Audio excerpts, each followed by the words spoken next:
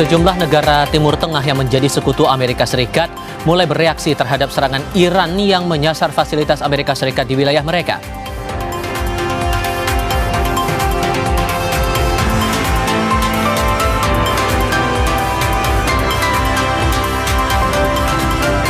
Serangan Iran tak hanya menyasar fasilitas Amerika Serikat di sejumlah negara Timur Tengah. Sejumlah wilayah Israel juga tak luput dari serangan Iran yang menewaskan belasan orang.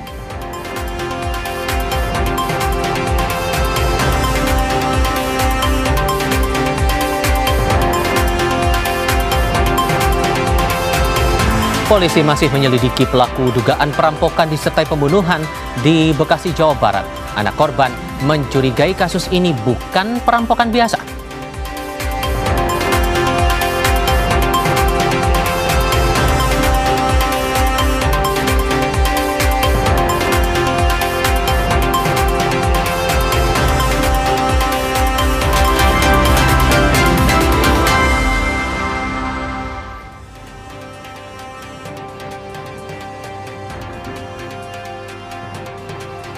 Halo, selamat sore saudara. Anda menyaksikan program berita Kompas Petang hanya di Kompas TV Independen Terpercaya. Bersama saya Cynthia Rompas. Dan saya Tifal Solesa. Hari ini 4 Maret 2026.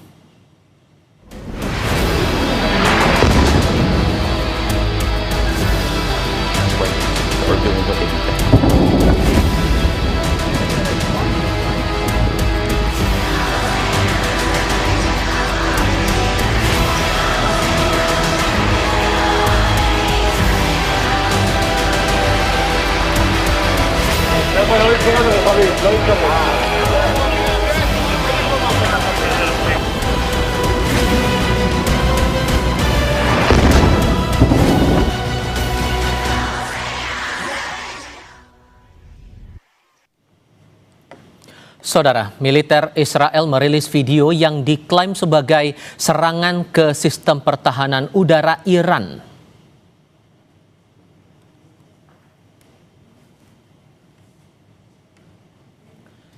Israel mengklaim telah menghancurkan sekitar 300 peluncur rudal Iran.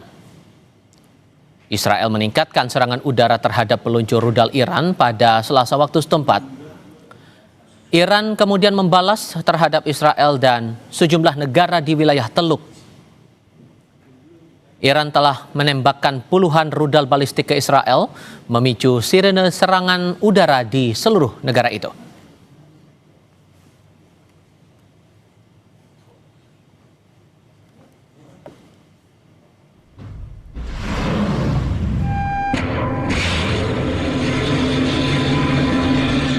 Komando Pusat Militer Amerika Serikat merilis rekaman pada Selasa yang memperlihatkan kapal perusak berpeluru kendali Angkatan Laut AS menembakkan rentetan rudal ke sejumlah target di Iran. Komando Pusat Militer Amerika Serikat menyebut kapal-kapal perang itu mengirimkan tembakan rudal tanpa henti dari perairan kawasan pada siang hingga malam hari. Rekaman menunjukkan peluncuran rudal dari laut sebagai bagian dari operasi militer yang sedang berlangsung.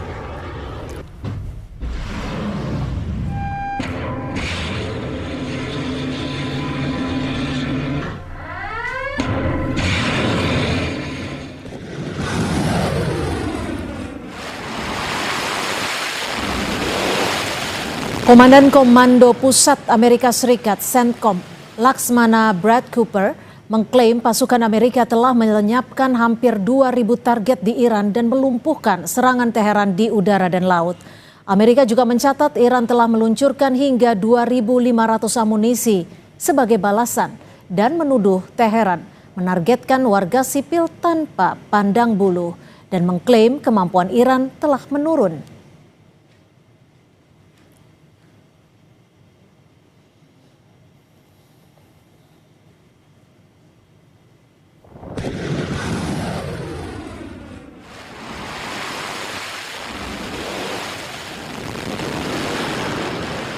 We're less than 100 hours into this operation, and we've already struck nearly 2,000 targets with more than 2,000 munitions.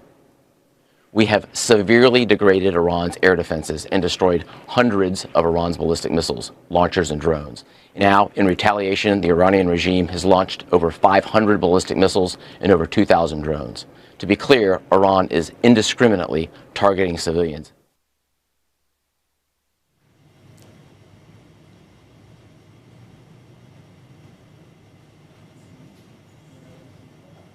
Seratusan peti mati diarak melalui jalan-jalan Minab Selasa waktu setempat menuju lokasi pemakaman. Ribuan pelayat mengiringi pemakaman korban. Media Iran melaporkan total 165 orang termasuk anak-anak yang wafat dalam serangan di sekolah dasar putri Shajareh Tayyibah di Iran Selatan pada hari Sabtu. Iran menyalahkan AS dan Israel atas jatuhnya korban yang didominasi anak-anak. Korban dimakamkan secara massal di kota Minab, selatan Iran.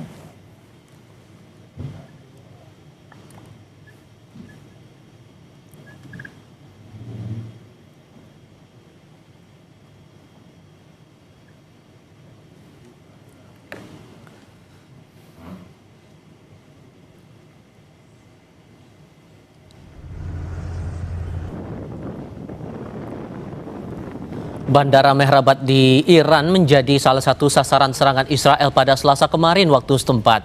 Video yang dilansir situs berita Viori menunjukkan kepulan asap di sekitar bandara. Mohon maaf saudara, ledakan dari serangan Israel juga mengakibatkan kendaraan rusak dan sejumlah orang terluka. Otoritas Iran kepada situs berita Al Jazeera mengatakan landasan pacu tak mengalami kerusakan akibat serangan ini.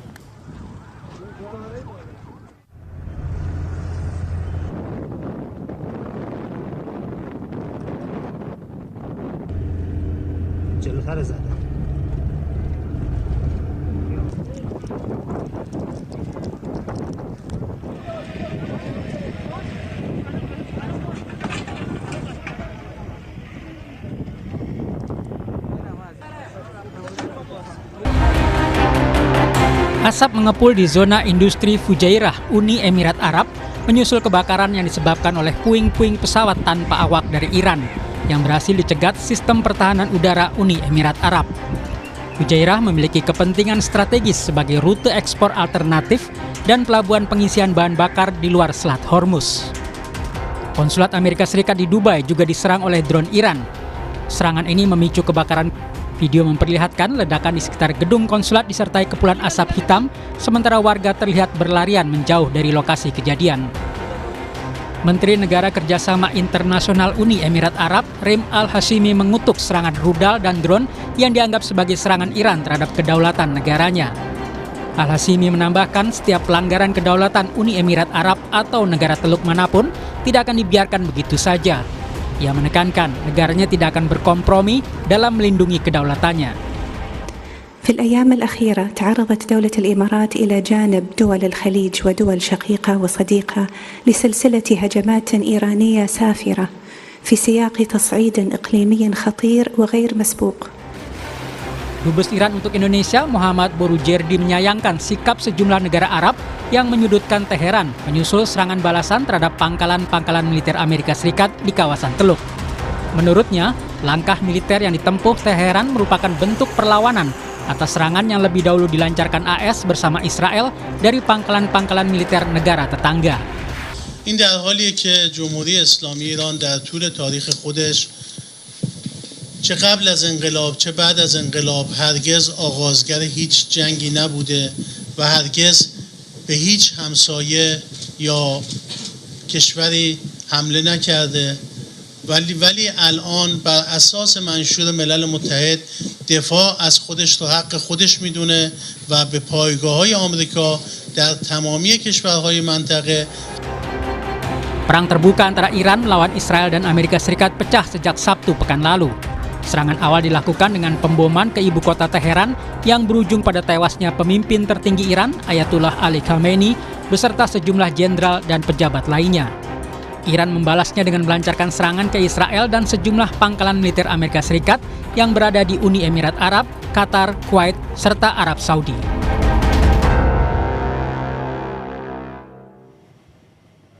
Sesaat lagi di Kompas Petang, polisi masih menyelidiki pelaku dugaan perampokan disertai pembunuhan di Bekasi, Jawa Barat. Anak korban mencurigai kasus ini bukan perampokan biasa.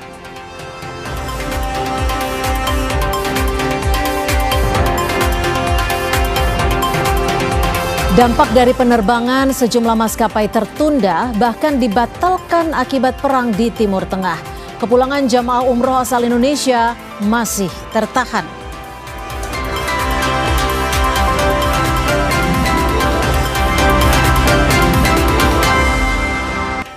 Bertemu kembali, polisi masih menyelidiki dugaan pembunuhan dalam kasus perampokan pasangan suami istri di Bekasi, Jawa Barat yang menewaskan satu orang.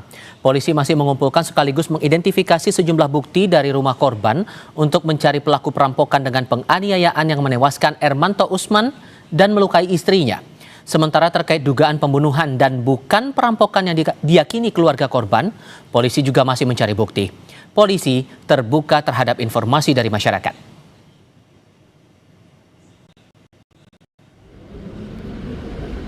Agar polisi dapat mengungkap kasus ini secara tuntas dan sejujur-jujurnya, karena mereka meyakini ini kasus pembunuhan gitu Pak. Tanggapannya mungkin Pak?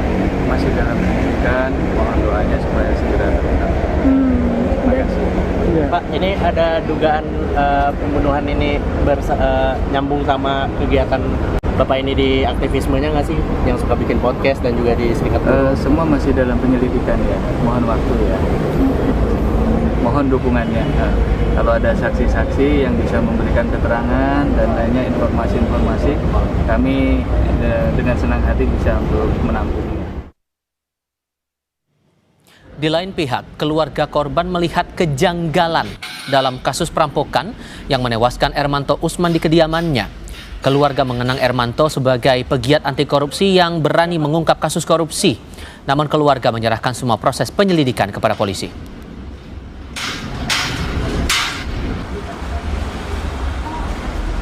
Minta kepada tentunya media untuk mengawal kasus ini, karena sebagaimana diketahui ini korban almarhum ini kan adalah pegiat anti korupsi. Dia adalah pegiat anti korupsi, namun sepenuhnya tentunya keluarga kami tidak dalam kapasitas untuk menyatakan apakah ini perampokan, memang apakah pembunuhan berencana. Ini domainnya polisi, ya kami silakan nanti ya tanyakan ke pihak penyidik ya, termasuk hasil otopsinya kami juga nggak dapat, itu semuanya menjadi kewenangan daripada kepolisian.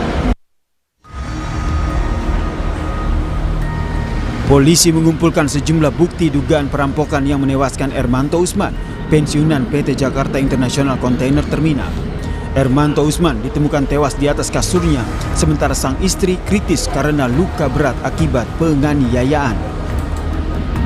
Polisi mencari jejak pelaku dengan memeriksa sidik jari pada sprei korban yang bersimbah darah, jendela kaca yang pecah, hingga jejak kaki yang ada pada dinding rumah. Keluarga meyakini peristiwa ini bukan perampokan murni, melainkan pembunuhan karena tidak banyak barang korban yang hilang. Anak korban tahu Ermanto Usman sosok yang kritis dalam pekerjaannya karena ia kerap berusaha membela pekerja yang mendapat ketidakadilan.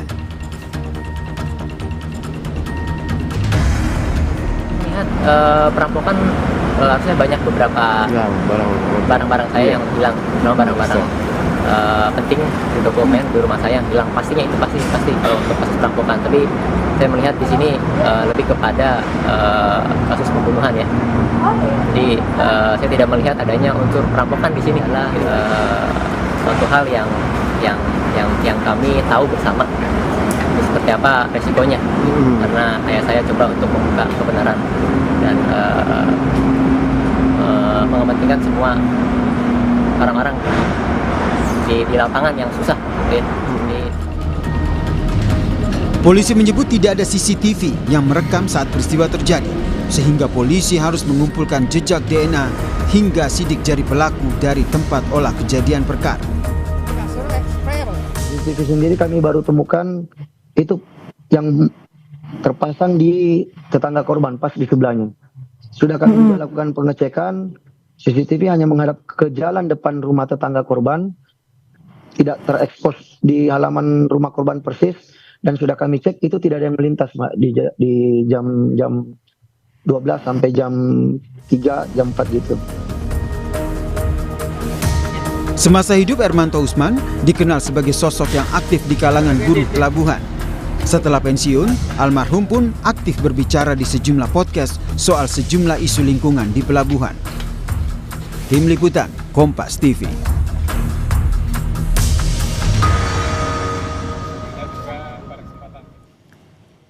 Keluarga Ermanto Usman meyakini kasus perampokan Pasutri di Bekasi adalah pembunuhan. Lantas bagaimana polisi mencari barang bukti yang menguatkan apakah kasus ini perampokan dengan penganiayaan atau pembunuhan? Kita bahas bersama mantan Kabareskrim Polri Susno Duaji. Selamat petang Pak Susno, terima kasih sudah menyediakan waktunya untuk Kompas Petang. Pak Susno, kalau kita berangkat dari kecurigaan keluarga, dari anak korban, terkait dengan ini bukan sekedar perampokan, tapi ini justru adalah pembunuhan. Apa sebenarnya yang bisa dilakukan oleh penyidik untuk melakukan ataupun menemukan langkah-langkah krusial mengungkap kasus ini? Baik, pertama kita mengucapkan turut bala sungkawa ya atas meninggalnya almarhum.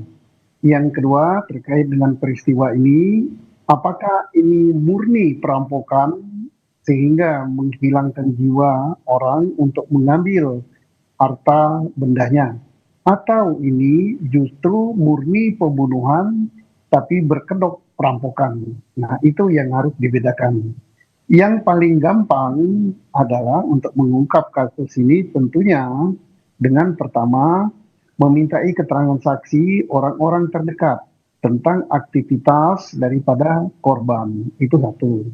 Yang kedua, karena tidak ada CCTV di TKP, maka kita lihat di TKP juga banyak informasi yang bisa diungkap. Antara lain, pertama, masih ada korban yang hidup, yaitu istri. Yang kedua, pada istri dari korban, adakah benda-benda berharga yang tidak diambil oleh perampok, misalnya berupa emas, berupa perhiasan. Yang ketiga, adakah di TKP benda-benda yang diambil oleh perampok gitu. Nah, saya dengar ada kunci mobil, tapi mobilnya tidak hilang. Bisa saja kunci mobil itu bukan untuk curi mobil, tapi untuk agar orang tidak bisa mengejar dia dengan kendaraan. Pak Susno, tapi gini, kalau yang dicuri oleh pelaku saat ini adalah kunci mobil tanpa mobilnya, apakah itu bisa dijadikan indikator bahwa ini bukan sekadar perampokan? Dan apakah yang seperti Anda sebutkan tadi, background dari kegiatan korban ini bisa dijadikan salah satu bagian dari pemeriksaan ataupun penelusuran? Iya. Pertama, kunci mobil diambil, mobilnya tidak hilang. Itu bisa saja kamuflase supaya dia tidak dikejar dengan pakai kendaraan. Atau bisa untuk menghilangkan jejak bahwa, oh ini seolah-olah betul pencuri.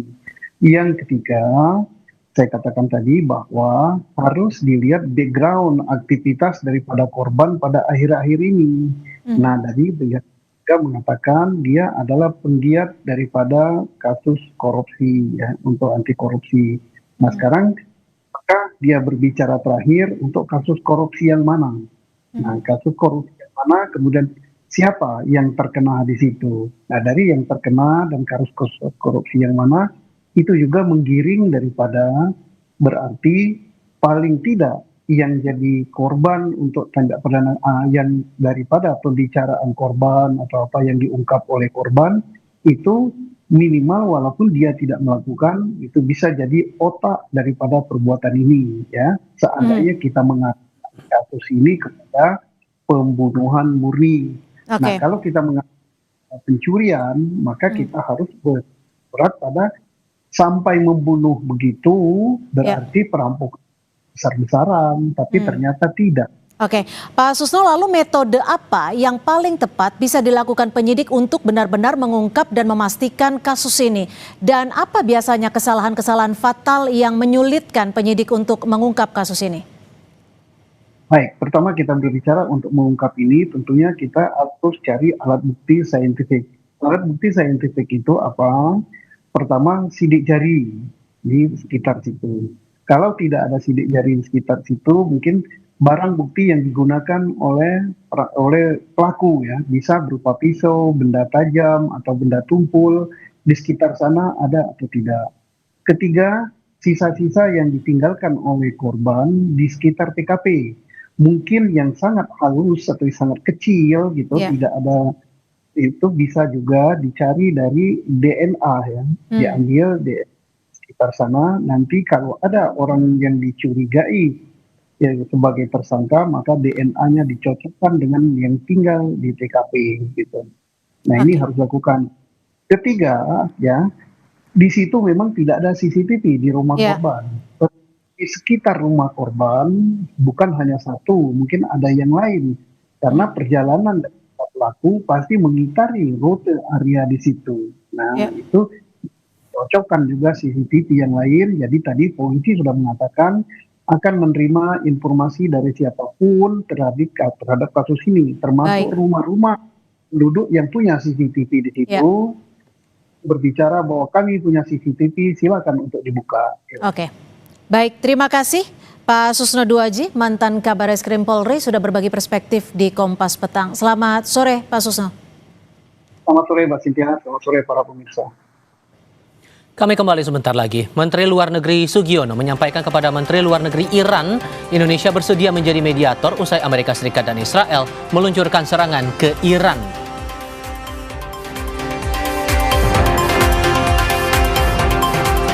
Dampak dari penerbangan sejumlah maskapai tertunda bahkan dibatalkan akibat perang di Timur Tengah. Kepulangan jemaah umroh asal Indonesia masih tertahan.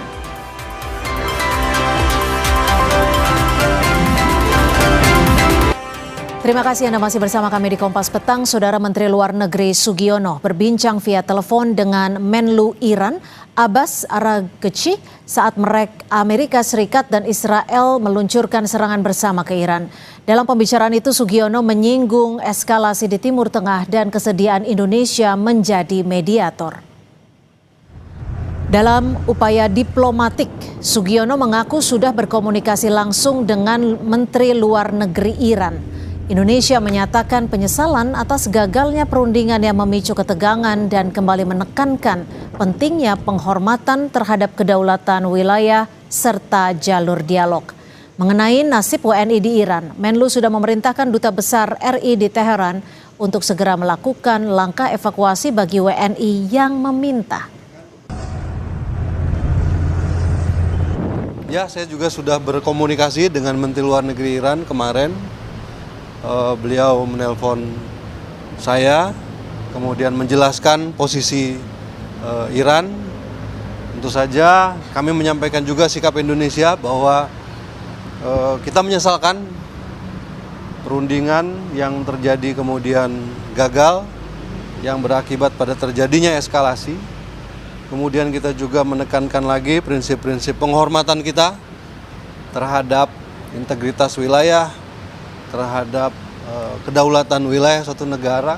Kemudian kita juga menekankan kembali pentingnya untuk kembali ke meja perundingan, dan juga yang pasti kami menyampaikan lagi keinginan dari Bapak Presiden untuk menjadi mediator dalam upaya mendinginkan dan menurunkan eskalasi di wilayah tersebut.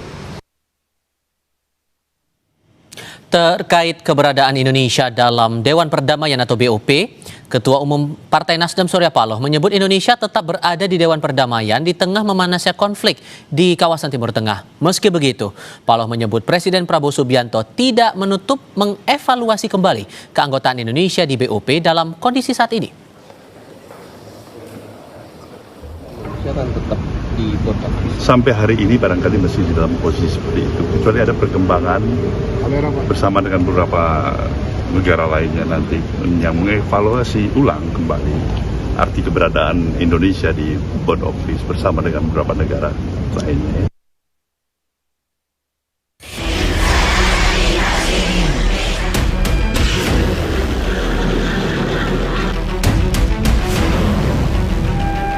Kita mesti memikirkan tentang exit strategi, karena kita itu harus keluar dengan cara terhormat. Perubahan eskalasi yang begitu cepat ini menjadikan bor office itu akan terjadi seperti semacam kocok ulang lah. Mungkin Indonesia menjadi momentum untuk mendapatkan level yang lebih baik. Perang AS-Israel terhadap Iran yang pecah sejak hari Sabtu lalu kini berbuntut pada penegasan sikap atas posisi Indonesia sebagai anggota BOP. Pengamat militer Konira Kundini menilai filosofi BOP sebagai lembaga yang mendukung perdamaian global kini sudah tidak sesuai dengan adanya serangan ke Iran. Karenanya, momentum perang ini menurut Koni bisa menjadi alasan Indonesia keluar dari BOP dengan cara yang terhormat. Dari awal sudah bilang kita mesti memikirkan tentang exit strategy. Karena kita itu harus keluar dengan cara terhormat. Kebetulan, saya ngomongnya jadi kebetulan nih, terjadilah sekarang serangan terhadap Iran. Dan inilah yang sebenarnya menurut saya menjadi pintu exit door terbaik. Karena gini ya, dalam studi keamanan, label itu tidak menentukan realitas. Boleh aja dia namanya board of peace, tapi de facto dia bisa menjadi board of war. Begitu ada operasi bersama, begitu ada integrasi komando, begitu ada penggunaan pangkalan untuk strike, maka secara fungsional, sebuah forum damai itu berubah menjadi arsitektur perang. Jati diri Indonesia itu kan dia bebas aktif. Ketika dia masuk ke dalam BOP yang waktu itu masih kita percaya masih board of peace, ya kan? Saya waktu itu masih lihat kenapa Presiden Putin khawatir nih. Rupanya Presiden Putin khawatir kan, apakah ini betul-betul akan jadi board of peace? Ternyata kekhawatirannya terjadi. Ternyata tidak jadi board of peace. Maka sekarang kalau kita mengundurkan diri dengan alasan kenapa tidak sesuai dengan yang direncanakan, kita keluar dengan secara terhormat. Di sisi lain, keberadaan Indonesia dalam BOP di tengah perang Iran dengan AS Israel bisa memudahkan Indonesia untuk menyampaikan langsung kritik atau teguran kepada AS dan Israel yang bersama di BOP. Tak hanya itu, pemerintah Indonesia harus kembali mengingatkan tujuan awal BOP, yakni untuk mewujudkan perdamaian di Gaza. Seharusnya board of peace itu tidak menjadi pembatas, tidak menjadi koridor. Bahkan bisa jadi forum itu bisa menjadi forum untuk kongko-kongko dan menegur secara langsung. Tapi dalam sisi tertentu, pemerintah berharap perubahan eskalasi yang begitu cepat ini menjadikan board of peace itu akan terjadi seperti semacam kocok ulang lah. Resizing juga barangkali juga mungkin terjadi dan mungkin Indonesia menjadi momentum untuk mendapatkan level yang lebih baik. Terutama dalam bargaining untuk memasukkan perdamaian di Gaza itu sebagai masalah utama kembali sesuai dengan resolusi 2803. Desakan agar Indonesia keluar BOP sebelumnya disampaikan Majelis Ulama Indonesia. MUI menilai BOP sudah tidak relevan lantaran AS dan Israel yang menjadi anggota justru memicu perang di kawasan Timur Tengah. Tim Liputan Kompas TV.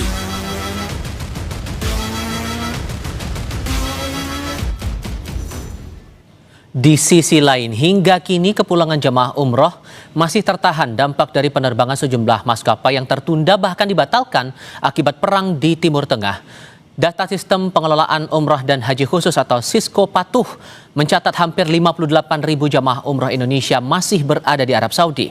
Asosiasi Haji dan Umroh memastikan semua jemaah aman di hotel sembari menunggu mekanisme pemulangan. Salah satu opsi yang disampaikan adalah rencana charter flight.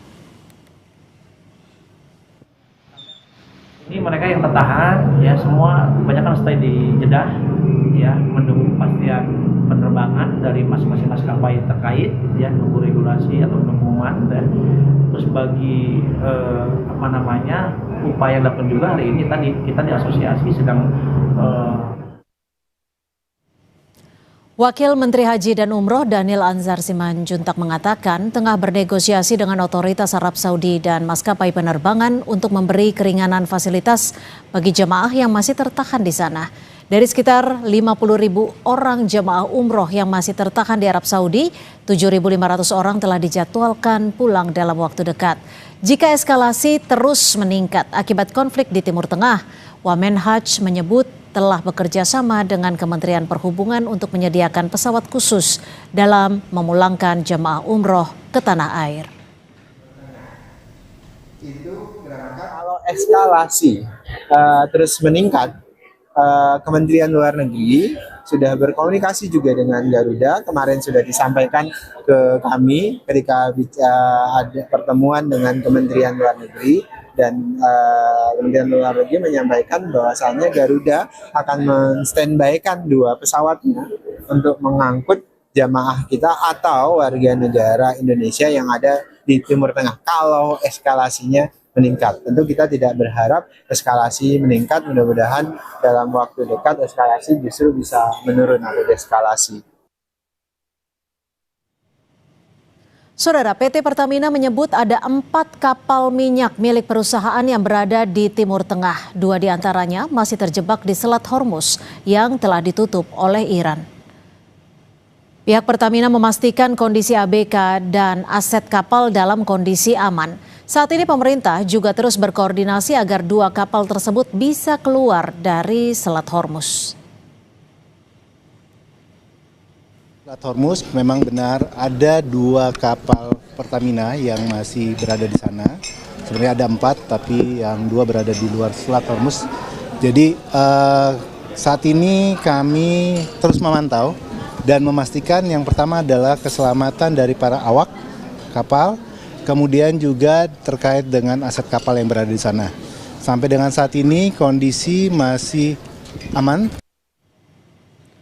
Menteri Keuangan Purbaya Yudi Sadewa memastikan anggaran untuk impor minyak maupun subsidi masih bisa dikendalikan dan memastikan kesiapan pemerintah dalam mengantisipasi dampak konflik Iran terhadap pasokan sekaligus harga bahan bakar minyak.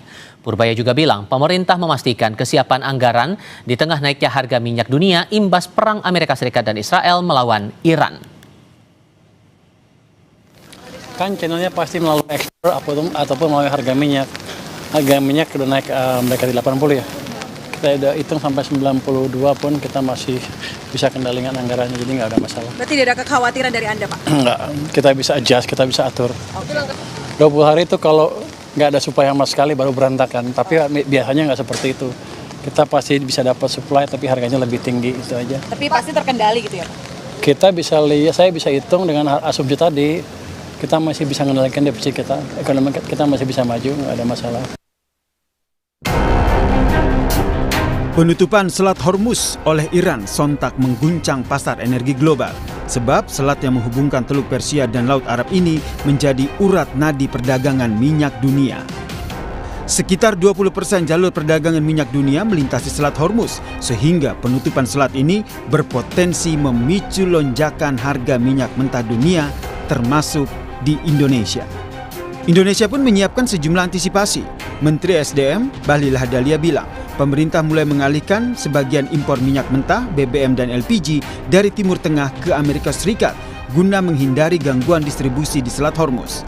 Meskipun jalur distribusi global terganggu, Bahlil memastikan bahwa cadangan BBM nasional Indonesia saat ini masih dalam kondisi aman dan mencukupi kebutuhan sekitar 21 hari ke depan. Untuk stok BBM kita, crude, BBM, LPG, itu semua rata-rata di atas standar minimum nasional.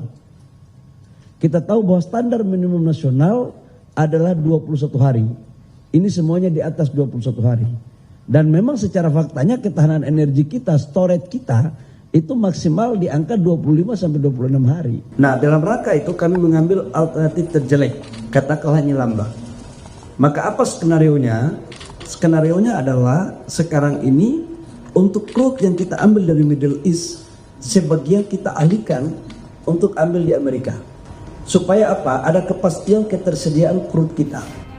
Kepala Center of Food, Energy and Sustainable Development INDEF, Abra Talafov menyatakan bahwa selain resiko lonjakan harga, Indonesia juga terancam kesulitan mendapatkan pasokan minyak. Hal ini dikarenakan adanya potensi kelangkaan akibat negara-negara lain yang turut berebut stok minyak yang terbatas di pasar global. Selain adanya resiko harganya melonjak tinggi, kedua belum tentu kita bisa mendapatkan pasokan gitu, karena pertama kita harus mencari dari negara lain ya. Salah satu yang paling memungkinkan adalah dari Amerika karena pemerintah juga sudah melakukan kerjasama bilateral. Yang kedua, negara-negara lain tentu juga akan berebut. Jadi bukan hanya Indonesia yang mengalami kegentingan terhadap pasokan energi, tetapi juga negara-negara besar lain seperti Tiongkok dan juga India. Nah, itu artinya kita memang dalam situasi yang saling memperebutkan pasokan yang terbatas dari Mas. Pergeseran untuk impor minyak dari Amerika Serikat menjadi awal pemerintah dalam mencari jalan keluar dari dampak penutupan Selat Hormuz.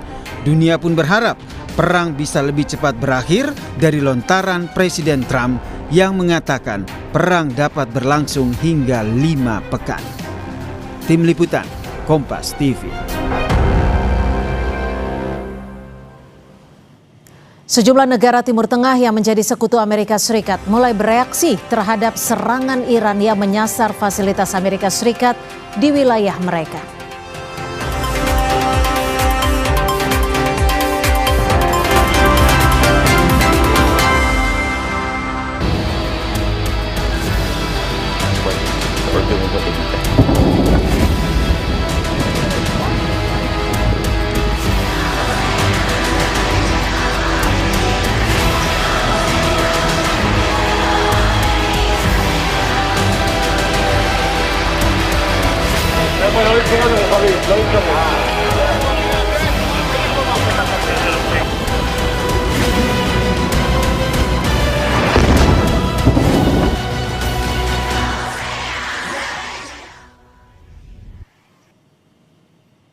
Ledakan besar diikuti kepulan asap tebal terjadi di Beirut, Lebanon menyusul serangan Israel pada Rabu pagi.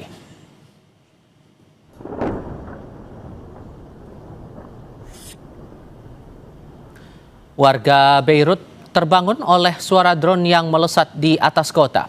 Militer Israel memperingatkan penduduk di pinggiran selatan untuk mengungsi jelang serangan udara pada pagi hari. Ledakan menghantam sejumlah wilayah di Lebanon. Israel mengatakan mereka membalas dendam terhadap serangan kelompok Hizbullah. Media pemerintah Lebanon melaporkan setidaknya 4 orang tewas dalam serangan Israel yang terbaru ini.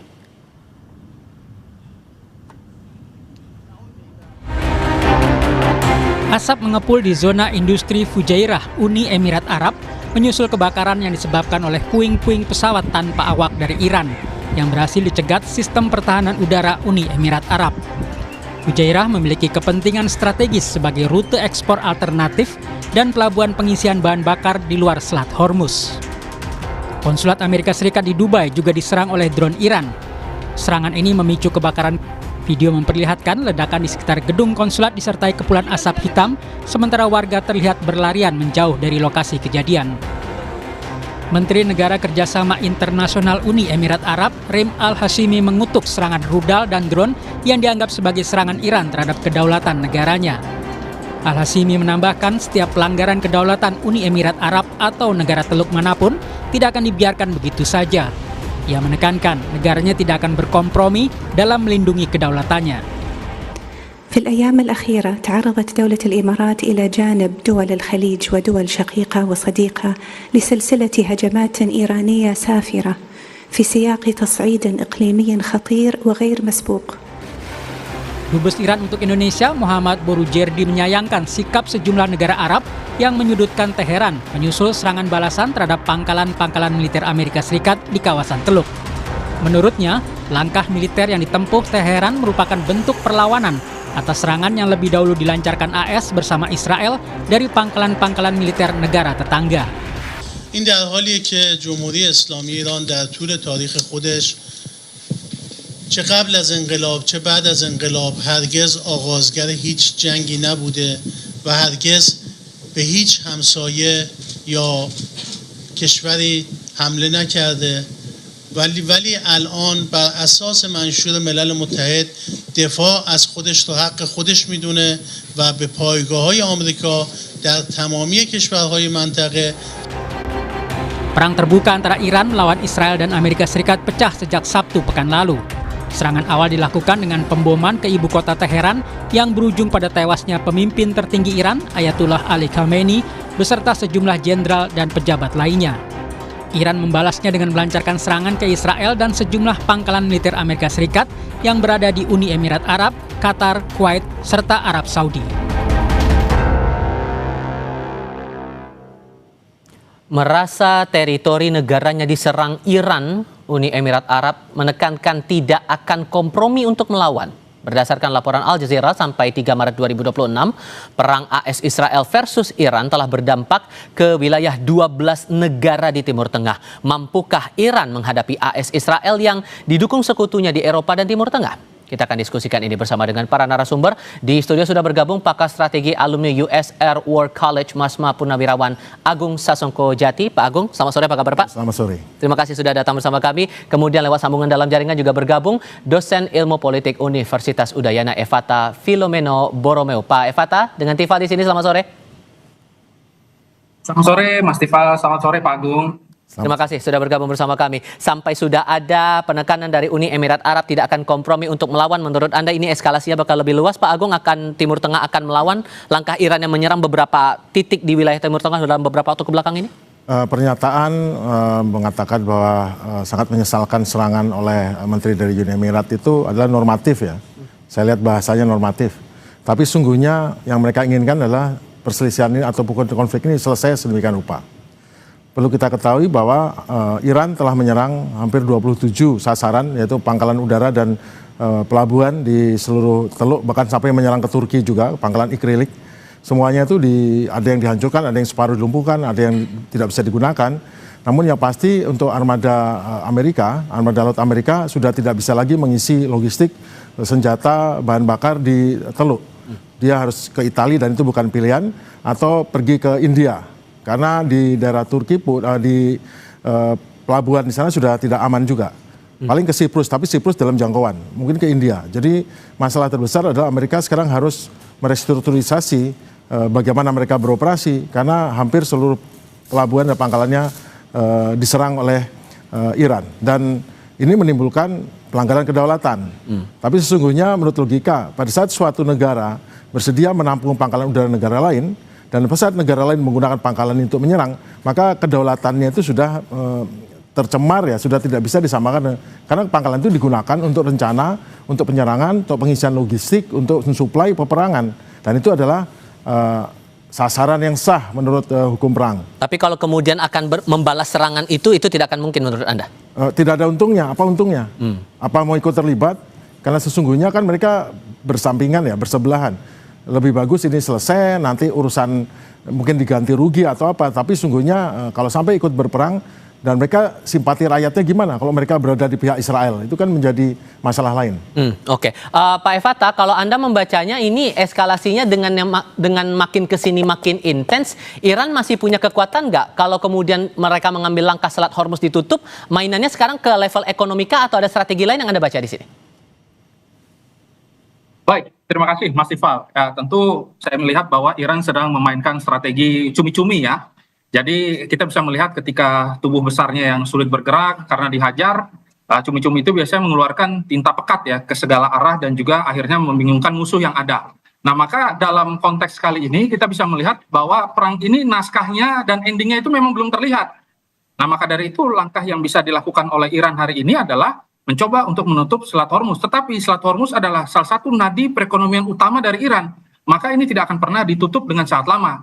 Dan kalau terkait dengan proksi ekonomi dan lain sebagainya, saya kira saya belum melihat Iran memiliki kemampuan demikian. Tetapi tentunya perang ini akan sangat mahal dan perang ini akan membuat Amerika menarik diri karena kita bisa melihat bahwa kalkulasi yang dilakukan ini bisa kita katakan mother of miscalculation. Jadi ada kalkulasi besar ketika menyerang Iran itu sendiri dengan perang yang cukup lama dan mampu mereka hadapi.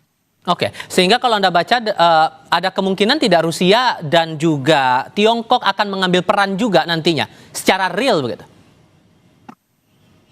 Ya, kita bisa melihat peranan Tiongkok dan juga peranan Rusia di sini tentu sangat aktif ya untuk menyuarakan nilai-nilai kemanusiaan. Tetapi kedua belah pihak sebenarnya sudah bekerja sama dalam nilai-nilai ekonomi. Ketika minyak Iran itu ditahan kurang lebih sekitar 80%, justru minyak yang dijual oleh Rusia dibeli enak sekali oleh Cina begitu. Nah maka mereka tentu menyuarakan kedamaian, kebaikan agar kedua belah pihak bisa saling memahami bahwa ini adalah satu kontestasi yang akhirnya merugikan dunia secara utuh. Sekarang 12 negara, nanti ke depannya bisa tambah banyak. Kita bisa melihat juga Pakistan mulai menunjukkan nilai-nilai bahwa mereka simpati dan juga ada beberapa negara-negara di Teluk yang akhirnya mulai merasa bahwa wah ini ada satu permainan yang akhirnya menyebabkan semua pihak merasakan kerugian yang sangat signifikan baik dari ekonomi dan juga baik secara fisik. Oke, Pak Agung, kalau kemudian mengutip pernyataan dari Trump bahwa perang ini bakal berlangsung dalam kurun 4-5 minggu, siapa yang diuntungkan, siapa yang dirugikan menurut Anda? Itu pernyataan dari orang yang tidak mengikuti nasihat daripada kepala staf angkatan perangnya. Kepala Staf Angkatan Perang Amerika menyebutkan bahwa ini jangan dilanjutkan karena kita objektif tidak jelas dan kita sudah pas-pasan ini persenjataan kita khususnya rudal yang digunakan untuk ini. Namun pada saat penyerangan ini sungguhnya yang mulai itu Israel. Marco Rubio itu Menteri Luar Negeri itu menyatakan sebetulnya yang mulai Israel. Habis itu kita mengambil keputusan untuk ikut. Nah, itu masalahnya berarti keputusan itu adalah keputusan bukan perhitungan militer, itu perhitungan politik atau perhitungan lainnya yang tahu hanya Trump dan geng di dalamnya. Dan itu justru benar seperti dikatakan oleh beliau bahwa ini perang yang tidak akan dimenangkan dengan takluk seperti biasa. Perang ini akan berakhir dengan ada pihak yang akan mundur sendiri. Kenapa? Karena tidak sanggup meneruskan. Jerman Perang Dunia Kedua, Jerman Perang Dunia Pertama, itu mundur bukan karena kalah di pertempuran, tidak pernah dia kalah di pertempuran, karena apa? Logistik. Begitu Amerika masuk ke dalam perang, maka dia kalah secara logistik. Sesungguhnya dalam bahwa taktik itu sekarang levelnya taktik, yang menyerang, menggebom, membunuh itu tactical. Level taktik itu bisa memenangkan pertempuran. Tapi strategi membentukkan kemenangan perang. Serta merta Iran diuntungkan di sini atau ada strategi lain yang rasanya perlu dicermati? Ini duel strategi. Jelas Amerika nggak ada strateginya. Dari pernyataan yang disebutkan oleh Trump dan menteri-menterinya, waktu ada pertanyaan ini habis ini bagaimana? Oh nanti bagaimana? Yang jelas kita sudah menihilkan kemampuan Iran untuk melakukan serangan, menihilkan kemampuannya mendukung terorisme. Setelah strategi apa? Malah marah itu. Menteri perang itu, si Hexet itu malah marah. Artinya nggak punya, orang Amerika bilang dia nggak punya strategi. Nah kalau nggak punya strategi, betul jago. Tentara Amerika itu jago. Saya sekolah di sana, 2 kali sekolah di sana, itu jago, pinter, alatnya hebat. Tapi masalahnya sebelum ini mereka terlibat menyuplai ke Ukraina. Hampir mungkin separuh senjataan dikirim ke Ukraina. Sekarang Tomahawk-nya, rudal Tomahawk sudah hampir habis yang digunakan untuk menyerang. Kemudian segala bom pintar, segala itu sudah depleted. Tapi yang paling penting sekarang rudal Hanut. Kalau mereka bisa menyerang Iran, pertanyaan berapa lama mereka bisa bertahan? Mampu menyerang selama 2 minggu, 3 minggu. Tapi mampukah dia bertahan lewat dari minggu ini? Apakah cukup rudalnya? Sekarang negara teluk sudah menjerit pada Amerika, tolong berikan kami rudal tambahan untuk Hanut. Amerika jawabannya, mohon maaf saya tidak bisa berikan, saya akan berikan ke Israel. Sakit hati nggak itu? Negara-negara teluk yang mempercayakan keselamatannya pada Amerika. Pak Efata, nyampe nggak nih 4-5 minggu seperti yang dinyatakan Trump itu perang bakal terjadi? Ya, faktor utamanya memang Amerika ini paling jago untuk melakukan strategi gunting dan juga lem ya. Mereka merasa bahwa dengan cara memotong kepala ular, maka selesai sudah, negosiasi akan berjalan dengan damai, aman, sesuai dengan kehendak Amerika. Dengan konsep Madman teorinya mereka. Tetapi pada kenyataannya, ketika banyak negara yang mulai menunjukkan simpati, ketika akhirnya banyak pihak yang merasa bahwa perang ini adalah salah satu bagian yang paling eksistensial ya dalam kehidupan manusia, dan kita tahu bahwa perang yang cukup panjang nanti akan menyebabkan krisis energi di seluruh dunia, maka tentu hal ini tidak akan begitu sangat lama harusnya dilakukan, dan sanksi-sanksi yang diberikan oleh dunia kita bisa melihat meskipun Perancis mengirimkan kapal perang mereka, tetapi fungsinya masih netral aktif, belum melakukan serangan secara utama. Atau misalkan kita lihat Inggris boleh menggunakan beberapa pangkalan-pangkalan udara mereka. Ya tentu ini tanda bahwa memang ada aliansi yang cukup strategis dilakukan kedua belah negara. Jerman juga sama, ada beberapa negara yang ikut. Tetapi kalau kita lihat ternyata ke depannya ada banyak negara yang bersimpati juga dengan Israel dan Amerika, tentu Amerika dengan Israel tidak akan takut. Mereka akan merasa bahwa, dan seperti yang disampaikan oleh salah satu jenderal di Amerika, perang ini hanya bisa dimenangkan apabila aliansi NATO bersatu dan menyerang Iran secara bersamaan. Itu yang bisa saya lihat. Dan kalau kemudian konteks imbas eskalasinya, sorry saya potong Mas, kalau kemudian kita lihat eskalasinya sudah sejauh ini dan efeknya global, adakah sesungguhnya Mas negara yang setara dengan AS dan Israel untuk bisa jadi penengah di tengah konflik ini, Pak Efata? Ya, untuk menjadi penengah kita mungkin menggunakan pendekatan historis. Kita bisa melihat Yaman dalam diplomasi tidak langsung yang sudah terjadi berkali-kali dan netralitas mereka yang sangat teruji. Kita juga bisa melihat ada beberapa negara yang berpotensi besar seperti Qatar juga ya. Dan kita juga bisa melihat bahwa posisi Indonesia yang menyampaikan bahwa mereka mampu melakukan koordinasi dan memanfaatkan momen ya dari kedua belah pihak untuk menghentikan perang. Tetapi kalau secara militer yang bisa menghentikan perang dan mengintervensi yaitu Rusia, Cina, dan mungkin Korea Utara nanti yang sebagai kartu liar yang tiba-tiba saja ikut dalam diplomasi ataupun situasi konflik yang terjadi di Iran. Demikian. Oke, kalau kans Indonesia, karena Pak Prabowo juga sudah menyatakan, pemerintah sudah menyatakan siap untuk jadi mediator kalau kemudian itu dibutuhkan. Kansnya gimana menurut Anda kalau jadi Indonesia mediator? kansnya ya lumayan lah. Cuman masalahnya kan kita bukan pemain di konflik besar ya. Terus masuk ke dalam ini tentu kita harus mempunyai pengalaman, dan saya tidak menganggap remeh kita bisa ya. Namun sesungguhnya menurut saya yang paling berpotensi untuk ini, karena sesungguhnya kan ini sebetulnya adalah proxy war nih. Pihak Amerika langsung terjun berhadapan dengan Iran, dan Iran merupakan proksinya Cina dan Rusia sebetulnya. Rusia memberikan teknologi dan ini, kemudian khususnya untuk rudal hipersonik yang hebat sekali nih, yang top ini sama lain, dan kemudian Cina untuk spare part. Cuman yang paling tepat adalah India. India kemarin datang ke Israel menyatakan saya di belakang Israel. Tapi sesungguhnya India itu apa? India itu adalah partner daripada Iran. Mereka itu satu budaya, mereka sama-sama basics daripadanya Sanskrit. Mereka di panjang itu bagian, India lah bagian daripada kekaisaran Persia sebetulnya. Jadi hubungan dekat itu sebetulnya dekat sekali. Dari segi kulturnya udah Dari segi kultur budaya dekat. Jadi yang paling cocok itu India. Kalau Cina, Rusia jelas mereka pemain, mereka di belakang layar Iran dan sebagainya. Sama seperti Rusia berhadapan sama Ukraina, di belakangnya tuh NATO dan Amerika. Sekarang posisinya seperti itu. Cuman India adalah yang paling memenuhi syarat saat ini. Oke. Pak Agung Sasongko Jati, terima kasih sudah datang di studio. Pak Evata, terima kasih juga sudah bergabung lewat sambungan dalam jaringan bersama kami kali ini. Sehat selalu semuanya, selamat sore. Terima kasih. Pak Agung. Dan usai jeda kami akan berikan sejumlah rekomendasi menu berbuka puasa untuk Anda. Salah satunya nasi biryani ayam kampung dengan aroma khas rempah yang kuat dari Jember, Jawa Timur. Tetap di Kompas TV.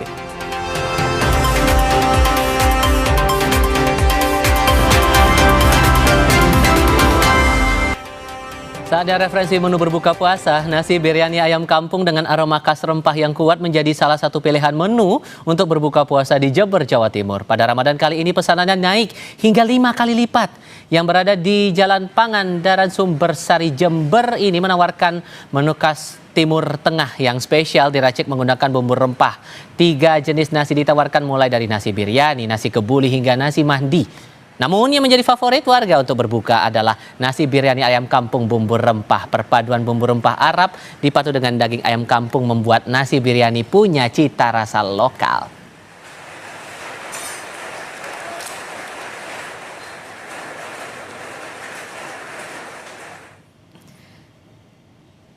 Dari Jember kami akan mengajak Anda berburu takjil di kawasan Senayan, Jakarta. Sudah ada jurnalis Kompas TV Eril Wiranata dan juru kamera Bodia Vimala serta Jamzari. Eril, apa menu spesial yang akan ditawarkan Eril sore hari ini? Ya, Cynthia, ingin berbuka puasa di tengah hutan kota Jakarta. Saat ini saya sudah berada di hutan kota Bay Pelantara. Mungkin dapat dilihat saat ini saya sudah bersama dengan menu-menu yang disajikan, yang di mana saat ini saya sudah bersama dengan chef. Halo chef, dengan siapa nih chef? Dengan Ryan. Mungkin bisa dilihat nih chef, ini kan udah banyak menu ya chef ya. Ini bedanya untuk di bulan Ramadan apa aja sih chef yang membedakan? Nah, di bulan Ramadan ini yang spesial gitu kita ada domba kari pistachio. Yang sebelah sini, ya itu domba kari pistachio dengan perpaduan antara masakan Indonesia dan Timur Tengah pastinya. Dan juga ada legendary tajil nih untuk pembukanya. Banyak nih ya chef ya? Banyak, betul. Ini ada bubur kacang hijau khas Indonesia juga, ada bubur sumsum, ada bubur candil, bubur ketan hitam, dan juga ada es belewa. Ini tetap nggak melupakan dari Ramadan ya chef ya, dengan buka-buka tajil dulu ya. Jadi kita tetap menjaga budaya Indonesia dengan santap tajil di bulan Ramadan, dan juga ada spesial tajilnya. Ini ada es bongko nih. Es bongko ini. Wah, es bongko ini ada dari perpaduan antara esnya kita buat dari es kelepon, dan juga ada bubur ketan hitamnya, dan juga ada kacang merah. Ini cocok ya chef ya, manis-manis di bulan Ramadan ya. Nah, selain dari legendary star ini chef nih, apa aja chef kalau belum tahu lainnya? Lainnya juga kita punya ada kari deli, ayam kari deli, juga ada baramundi kuah kecombrang. Baramundi nih. Iya, juga, betul. chef, ya? Itu bisa kita makan bersama, dan juga ada bakwan udang Pontianak. Ini khusus banget ya chef. Khusus banget di bulan Ramadan. Nyari gorengan. Nyari gorengan. Di hutan kota Bay Pelantara ini. Betul. Ya. Selain itu apa lagi chef? Dan juga kita punya menu yang sehat nih, ada hummus. Jadi kalau ada teman-teman atau keluarga yang mau makan buka puasa tapi dia juga nggak terlalu berat tapi sehat, ini cocok banget. Cocok banget, ada rotinya, ada saladnya. Ini cocok banget untuk mewakili santapan di buka puasa. Dan juga ada gado-gado nih, Indonesia salad. Chef, ya? Iya, betul. Nah Chef, ini kan udah ada menu-menu ini ya Chef ya. Tapi satu yang menjadi penarik mata saya, ini apa Chef ini Chef? Ada kotak, dalamnya makanan Chef. Ini hantaran di pelataran, kita punya nasi campur Ramadan. Kenapa dibuat konsepnya nasi campur? Karena tetap kita mengangkat budaya Indonesia yang makan bersama, gitu. Jadi satu meja bisa kita sharing dengan lauk pauk ini untuk bersama-sama kerabat. Ini unik ya Chef, biasanya hampers isinya kue-kue. Betul, makanan. Oke Chef, makasih Chef. Dijelasin nih banyak banget ya menunya. Ya Cynthia, ini mulai dari ada takjil-takjilan yang dimana memang cocok untuk menemani dari buka puasa nih. Utamanya takjil dulu, karena masyarakat Indonesia pasti bukain dengan yang manis-manis dulu nih Cynthia. Lalu juga ada kurmanya di sini, lalu ada domba pistachio nih. Cynthia nih sangat menggugah selera, nanti akan saya coba pada saat waktu berbuka. Selain itu juga bahkan di sini makanan khas Nusantara ini cukup banyak ya Chef ya. Ditambah ini ada makanan yang cukup sehat untuk berbuka puasa, Cynthia. Ditambah ini jika melihat di belakang saya suasana hujan, lalu di tengah kota Jakarta, tapi masih bisa menikmati hutan kota, Cynthia. Yang dimana ini nantinya akan menarik menemani buka puasa. Gimana, Cynthia? Yang di studio mau dibungkusin juga makanan di sini? Boleh dong, Eril. Sepertinya menarik sekali ya santapan yang ditawarkan oleh pelataran hutan kota Jakarta sambil menikmati sore hari. Tapi ditahan dulu ya karena masih ada 1 jam kurang lebih untuk berbuka puasa. Terima kasih Eril. Kami masih akan kembali dengan informasi lain tetap di Kompas TV.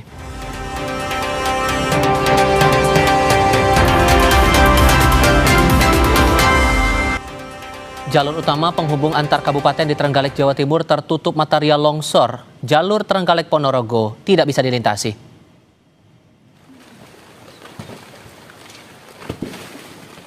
Video merekam detik-detik longsor di kilometer 16 jalur raya Trenggalek Ponorogo. Tebing di sisi jalan setinggi sekitar 50 meter longsor membawa material tanah dan bebatuan. Imbasnya, lalu lintas dari dan menuju Trenggalek menuju Ponorogo tidak bisa dilintasi. Saat ini, petugas masih melakukan pengamanan mengantisipasi longsor susulan. Sekitar pukul 17.30, BPBD melalui Pusdakop mendapat laporan terjadinya material longsoran di kilometer 16, tepatnya di Dusun Pacar, Desa Linggis, Kecamatan Tugu. KPK menetapkan Bupati Pekalongan Fadia Rafiq sebagai tersangka dalam dugaan korupsi pengadaan barang dan jasa di lingkungan Pemkab Pekalongan. Komisi Pemberantasan Korupsi menjelaskan penetapan tersangka Bupati Fadia setelah KPK menemukan alat bukti yang cukup. Diketahui suami dan anak Fadia membuat PT RMD yang merupakan perusahaan pengadaan barang dan jasa. Perusahaan tersebut kemudian mendominasi proyek pengadaan outsourcing di Pekalongan. Menurut KPK, dari perusahaan tersebut sepanjang tahun 2023-2026, transaksi masuk ke PT RMD sebesar 46 miliar rupiah. Sementara 19 miliar rupiah atau 40% dari total transaksi dinikmati oleh keluarga Bupati.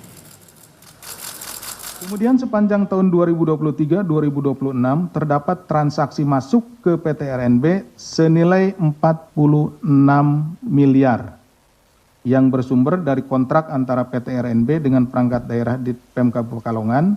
Kemudian dari uang tersebut yang digunakan untuk pembayaran gaji pegawai outsourcing hanya sebesar 22 miliar. Berarti ada lebihnya dikurangi sekitar 24 miliar. Kami segera kembali. Militer Israel merilis video yang diklaim sebagai serangan ke sistem pertahanan udara Iran.